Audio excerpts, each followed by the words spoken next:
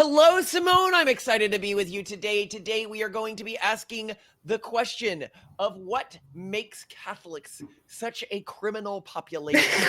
Why is the Catholic soul drawn to criminality? And if you are confused by what I mean by this, what I am saying is if you look at major immigrant groups throughout American history that started large-scale criminal networks, you are looking at the Irish mob, a Catholic group, the Italian mafia, a Catholic group, and modern groups like MS-13, a Latin American Catholic group. I didn't even think about that. Oh, wow. In fact, the only other immigrant population that I can think of that was able to set up a large and persistent criminal network that was not Catholic was perhaps the Russian mob, but the Russian mob was never as big as the mob or the mafia or even MS-13. As an immigrant class, right? As an immigrant class. We're not Right, including. I'm thinking about like the Yakuza, though the Yakuza are falling apart. The Yakuza never established a large foothold in the United States. No, they did not. Yeah. Even when I went to AI to ask it about this, I was like, maybe AI will know something about this. Like, it must have some great counter examples to these Catholic groups. And keep up, Catholics are a minority of the American population. Even still, they're only like 22%. Right. And historically, they were not big. We've pointed this out before, but even during the Revolution in the United States, they were around 1.5% of the population. And even in the state that is thought of as the Catholic state, Maryland, they were only around 13% of the population. So is it that the Catholic Church itself teaches them bureaucratic organization, like how to build a hierarchical functional? We will get into that. So the only large or even remotely large non-Catholic immigrant organized crime organization I was able to find were the Chinese Tongs. So they emerged in the late 19th century in Chinatowns, particularly in New York and San Francisco, as mutual aid societies for Chinese immigrants, blah, blah, blah, blah, blah. But obviously, like, you haven't heard of the Tongs, so they're not quite as big, right? Yeah, I've heard of the Triad. But the Triad never really set up here. Then you have, my favorite one was, I didn't know that there was a Jewish mob called Murder Inc. that was specifically a little on the nose. It's a little on the nose, right? So they specialize in carrying out contract killings and carried out between 400 what do you know murders in the 1930s. I guess that makes sense. You know, when people are like, you know, A+ Plumbing Co. I mean, yeah, be straightforward about what you're selling. I was like, this is a great counterexample. And then I read more about Murder Inc. And no, Murder Inc. worked for the Italian mafia. They were set up, it seems, even by the mafia itself. Why would they outsource to Jews for contract killing? Just because they didn't want it in the family? Like, that made it too awkward? I think maybe Jews were just better at it. I can see Jews being uniquely good at contract killing. Nothing about, I mean, it's just look at how good a job they did was the pager exploder thing. Gosh, right. Yeah. They get the job done. That's true. Okay. When you need to be secretive about something like this, I can see, you know, a cultural specialization. Again, this is not saying. I don't know. I feel like, so these days, if someone were like Simone and you just hire someone to kill someone, I mean, I've heard that like people who take hits in Mexico are taking them for like $50. I feel like that's the opportunity. It's just YOLO. Arbitrage. You want to import country. Well, I mean, we're frugal people, Malcolm. I mean, you don't want to. I don't think I can't afford a Jew to kill someone. Is your whole point here that you're afraid that a Jew is going to overcharge you? That sounds costly. Murder Inc. They're like incorporated. They have to, you know, they're paying taxes. They're going to, you know, charge me extra for that. You know, their accounting system, you know, their annual filings. Their they have all this overhead. Yeah, I could just find, you know, a very desperate Mexican who already does $50 contract killings and like go for it. I absolutely love you, Simone. You are so. By the way, this is not like we don't have anything against Jewish people. Like, this is just or Mexicans. I watched this really depressing YouTube video on contract killings in Mexico and was like shocked at the price of human life. They gotta get their act together. I don't know, man. You're saying we should move to Mexico? I'm not saying we should move to Mexico. I'm just saying if someone put a gun to my head and said I needed to hire a contract killer and get something done quickly, Probably go to a Mexican. So the question comes from all this, and I really tried to play with AI to see if AI could think of anything. Okay. Why is it, and I have a number of hypotheses around why this may be. Why is it that predominantly, not just the predominant criminal organizations in the United States were Catholics, but every large-scale Catholic immigrant wave into the United States created a large-scale criminal organization? That those three waves were the only large-scale Catholic immigrant waves into the United States. The Yeah. Irish, then the Italians, then the Hispanics. Those are the only ones, so every time they came, they also set this up. This isn't to say that there wasn't a German Catholic wave, and I think there was a French Catholic wave, and there was a Canadian Catholic immigrant wave, but all of these were fairly small, so they don't really matter in terms of studying this phenomenon. So what are your thoughts before I go into this, if you're going to make any guesses? I'm just guessing that exposure to a large functional bureaucracy and organization that included management of people and all of that may have been the equivalent to giving someone an MBA in entrepreneurship, or at least like organization creation, in a way that other religious experiences simply didn't. And people didn't go to college really en masse at all until very recently. So you were able to do what you were exposed to. And the vast majority of people were not exposed to scenarios in which non-immediately related people did business together, except for in the Catholic Church. Because even Protestant churches, it was like, okay, well, this is your preacher and their, keep in mind that most of the Catholic crime networks were family-based. They were, but they still organized in a much more hierarchical and functional fashion. I think that is a huge part of it. So first, the family emphasis or the Catholic Church? As we've pointed out, the Catholic social structures. Okay. So if you look at like the backwoods people who were descended from, which we talk about in various episodes, they were significantly more violent than any of the Catholic immigrant waves. They were much quicker to jump to murdering their neighbors. They were much quicker to, as we've pointed out, a common thing was in their culture was to have sharpened nails, so it was easier to pull out people's eyeballs. Like they were for the people who enjoyed fighting. But yeah, I mean, they were generally seen almost as akin to savages, like they're a menace, like a wild animal problem. Yeah. Whereas complaints about Catholics were like, oh, they're bringing all this crime and they're taking jobs and there are too many kids. But like, it wasn't like, these people are rabid raccoons, please get them away from me. It was a very different kind of complaint. Do not. It's like having a bear walk by your house. It's like, exactly. Yeah. Very, very different. Disdain for both, bias against both, but different flavors. Well, so what we see here, I think, is that this other group, which was also not too dissimilar from the Western Americans or Western style Americans that settled like the Midwest and the far west of the United States. These groups were existed in much tighter clans than the Catholic groups did. Their family clan-based structure didn't go that far outside of immediate family. So there was no motivation to set up these larger scale criminal networks, or no ability to set up these larger scale criminal networks that Catholics had because of their familiarity with large scale hierarchies and interfamilial hierarchies. So that's one thing. It was just their organizational ability, but it was the other issue you had is that when you had violent people with violent or rambunctious tendencies within the Americas, what you often had them do is go to the far west or go to the frontier territory. They didn't prefer to settle in already settled urban areas. They didn't prefer to settle in large cities, but Catholics actually overwhelmingly preferred settling in large cities, very unlike many immigrant groups throughout American history. That's a good point. At every one of the Catholic immigrant waves, they settled in major urban environments. Big the cities. Irish, the Italians, and the New York and Boston. Yeah, absolutely. Yeah. Yeah.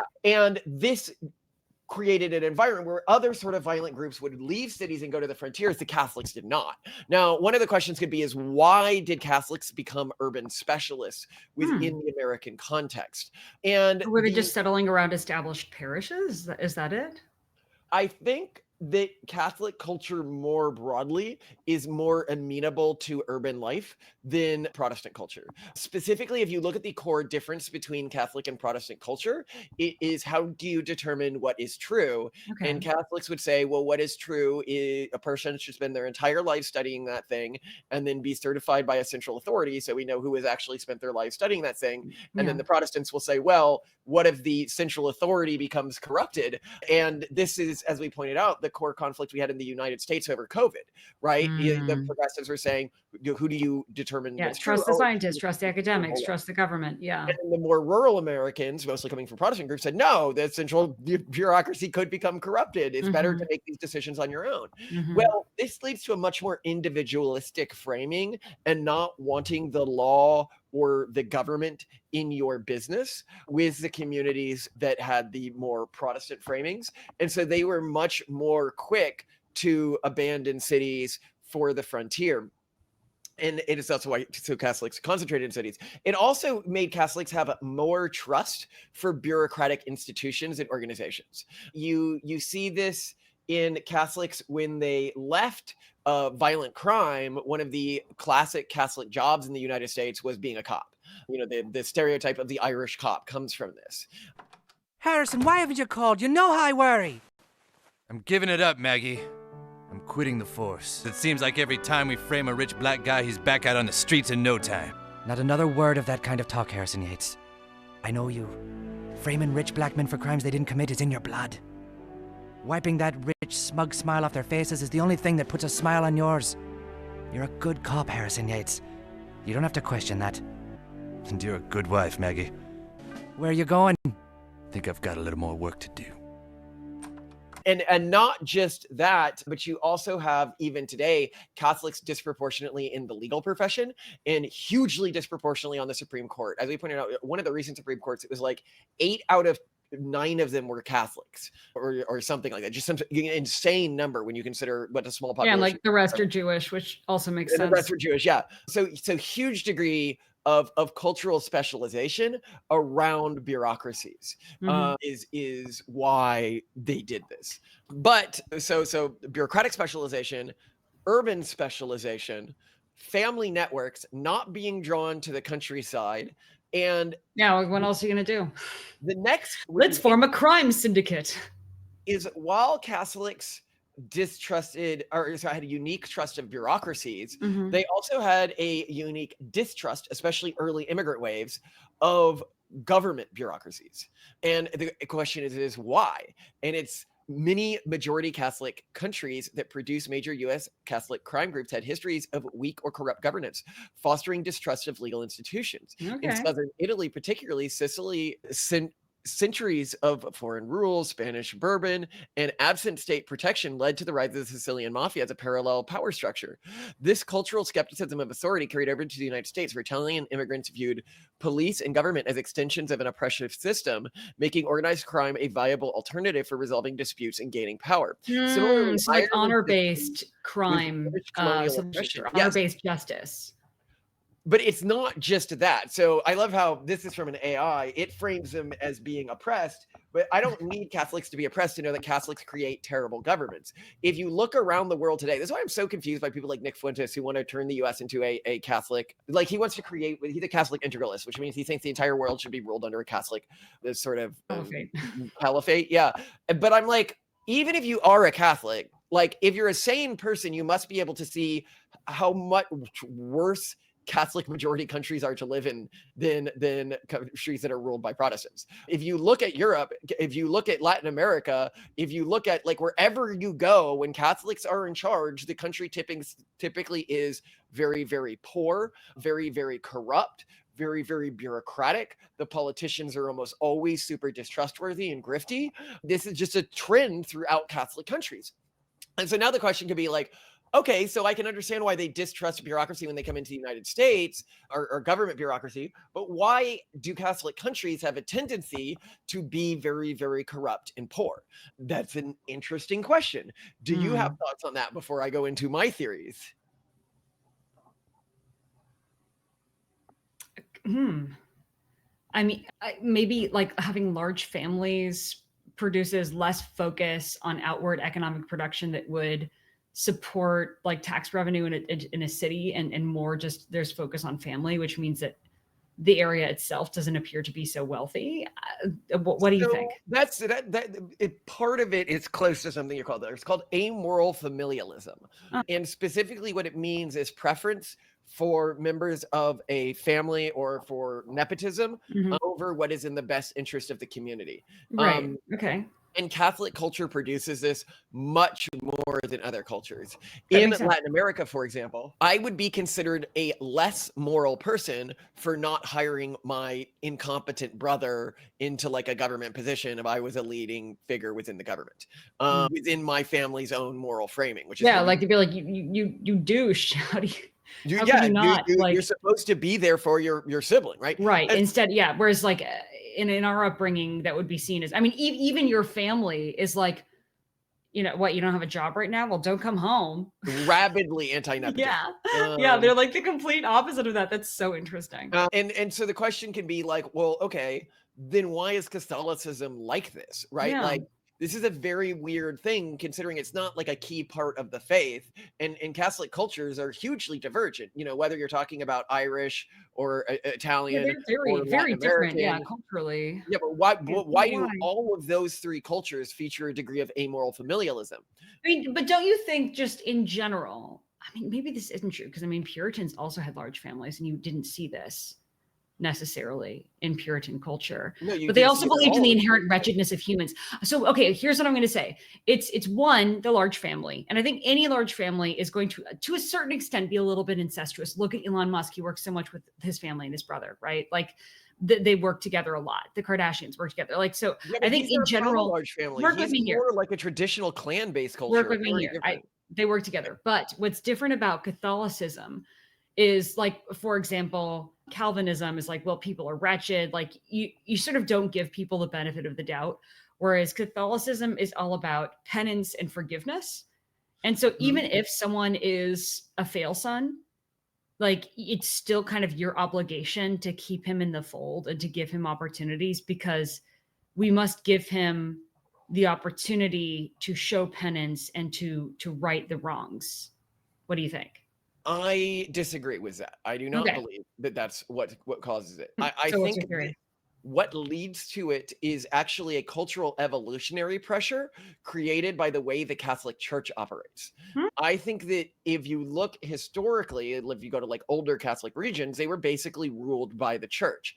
And the church had a very good system to prevent amoral familialism, which was not allowing people in leadership positions to have families or children.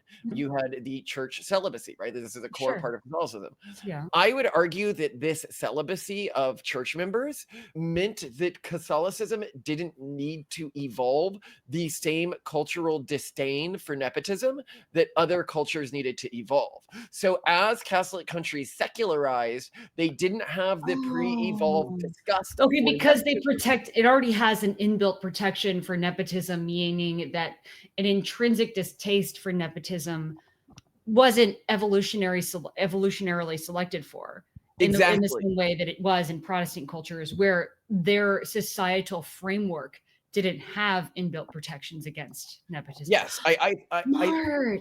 I think that the higher degrees of nepotism came down from not having protection against nepotism. By the way, if you want to read more on a lot of these theories, we talk about them in the Pragmatist Guide to Crafting Religion, where we go deeper on this particular topic. But I just find this topic to be particularly fascinating. So I think that that is part of what led to this.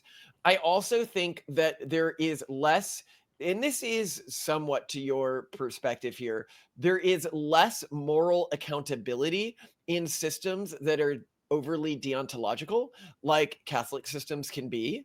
And so there is... Right, because consequential systems are like, you failed, you're out. Whereas deontological, it's like, well, you know, you meant well. You Well, yeah, tried. no, You did all the right things. you did something that led to the suffering of others, like installing an incompetent family member. You are responsible for the downstream consequences of this. Whereas the majority of Catholic cultures would say what matters is if your actions had righteous intent, not the consequences of your actions. And it is very easy to frame helping your idiot family member as righteous intent instead of the downstream consequences of that. It is also true that this can be used to justify criminality within immigrant populations that feel discriminated against. They're like, well, I'm just trying to help my community, which you often saw groups like the Mafia and the mob and, well, some Latin American gangs doing. They are not as dedicated to it as the Mafia and the mob were, which historically really tried to give back to their community and build, charities and stuff like this. So I think that that's part of it as well, is that it's easier to create moral explanations for immoral acts within this framework and still maintain a high degree of status. That was an interesting thing about the Protestant cultures that were more rough and tumble as well, which is if you resulted to criminality within these cultures, you would often lose your status. It was the low status individuals who were into crime, even if you go like the Old West or something like that. Whereas, as we see in any movie about like the Mafia or the mob or something like that, these individuals were highly respected in their communities, incredibly respected, in the way that like Old West bandits just weren't. Like Old West bandits may have been romanticized, but they were not. Yeah, only much later too. Yeah, not at the time. Were they not romanticized at the time? Maybe Bonnie and Clyde, like some famous ones were, but I don't. Yeah, I think more of it's a post hoc thing, but maybe I'm wrong. I could be wrong. I'm often wrong. I'm typically wrong. Are you asking Grok? Yes. It says Old West bandits were indeed romanticized in their own time. No way. Extent and nature were varied. You had media and dime store novels in the 1860s and 70s. You had public sentiment. In some communities, bandits were seen as symbols of resistance against powerful institutions and cultural context. The post-Civil War area was turbulent with economic inequality and distrust of centralized power. You got me. Well. And they're here saying contemporary sources like the National Police Gazette and dime novels, The James Boys in Mississippi, 1881, show a blend of condemnation and fascination. So yeah, they appear to have been romanticized even within. Were they the school shooters of the past? This romanticization, I would argue they are much more. You do not have about school shooters comic books being made.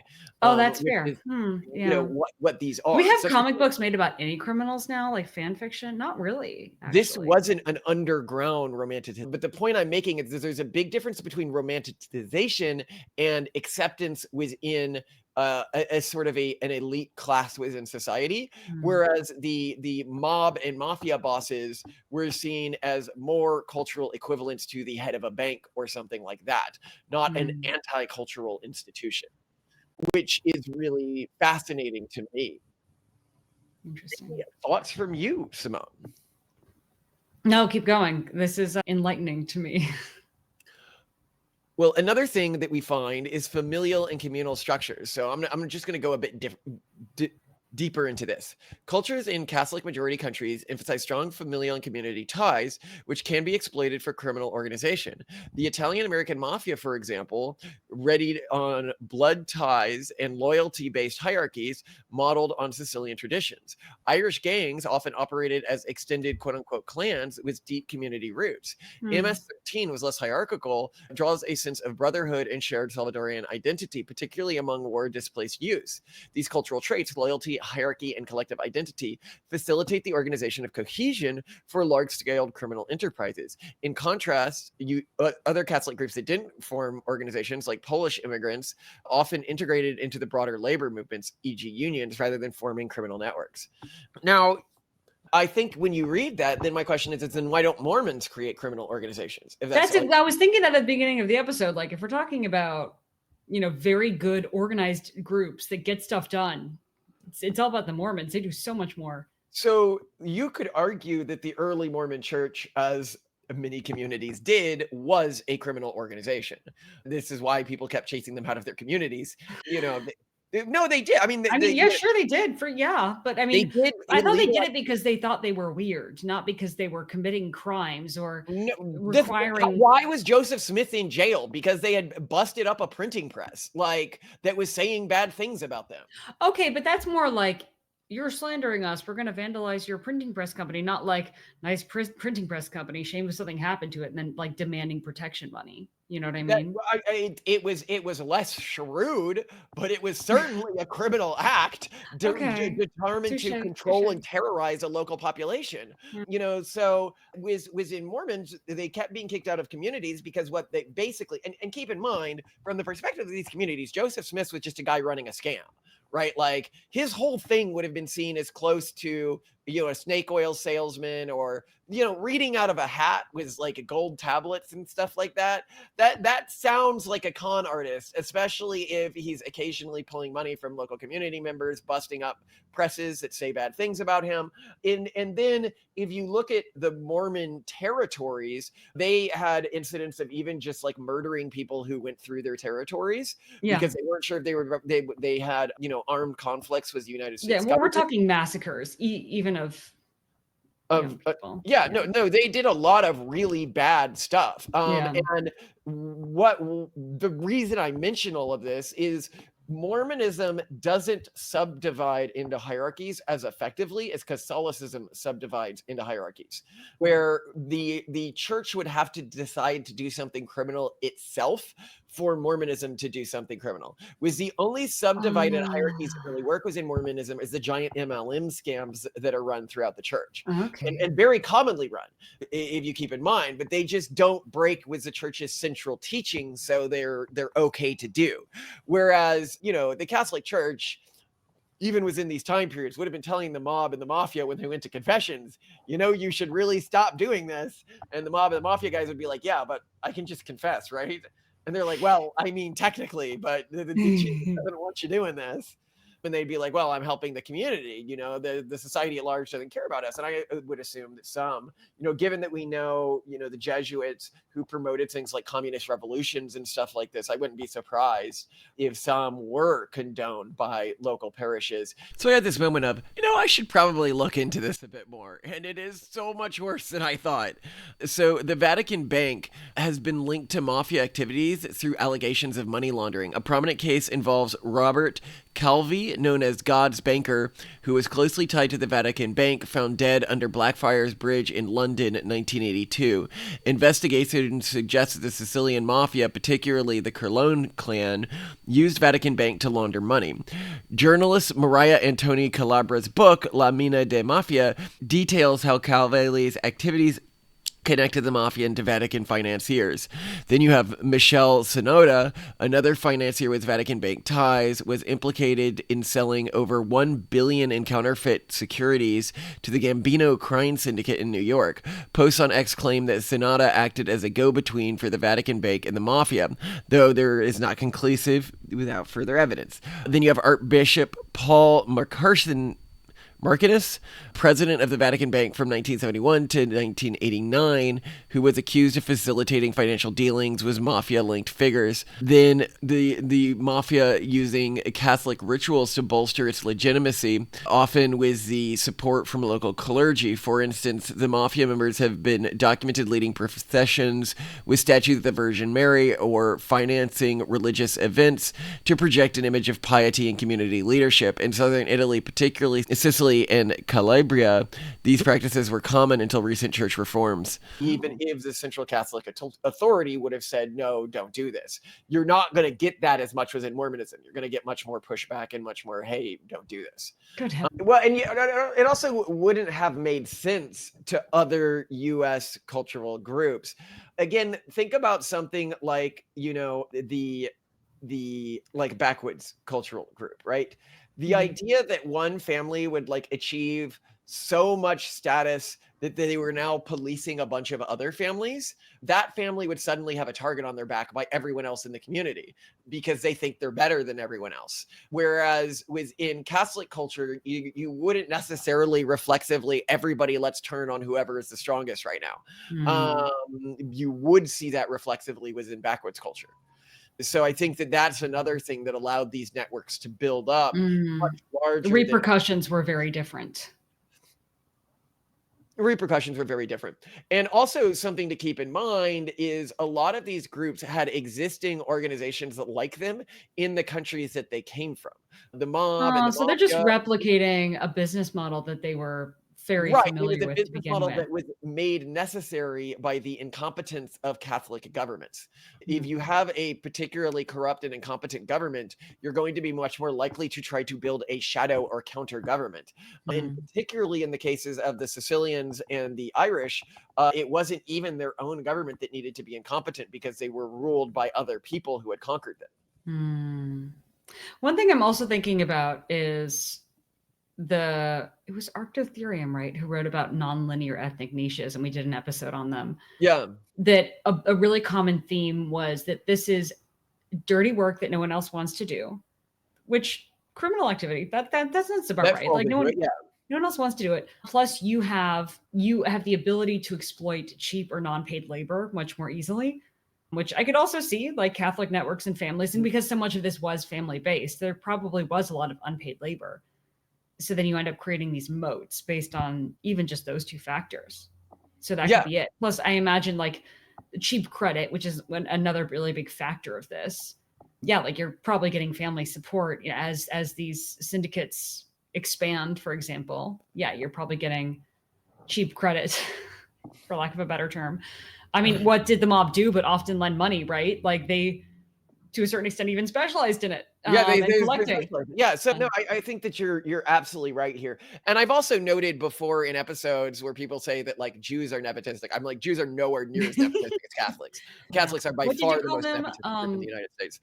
What was the name of the family structure you talked about? Like amoral familialism. Amoral familialism. Okay. But well, this is the interesting thing. Well, people would be like, yeah, but Catholics are more nepotistic to family members and Jews are more nepotistic to any Jew. And I'm like, that's just not true. I have seen it's also hard for me to say it's nepotism if it's like another Jew instead of a family member. I don't know. Yeah, well, I would say that it's something to keep in mind is I'm not anti-nepotism. Nepotism to me actually makes a lot of sense. Well, that was another thing that came up in the discussion of nonlinear ethnic networks was that nepotism that took place within them, that is to say that, you know, like the Thai people would only hire Thai people, and, you know, the nail salon training centers started to only train in Thai, like they had classes not in English.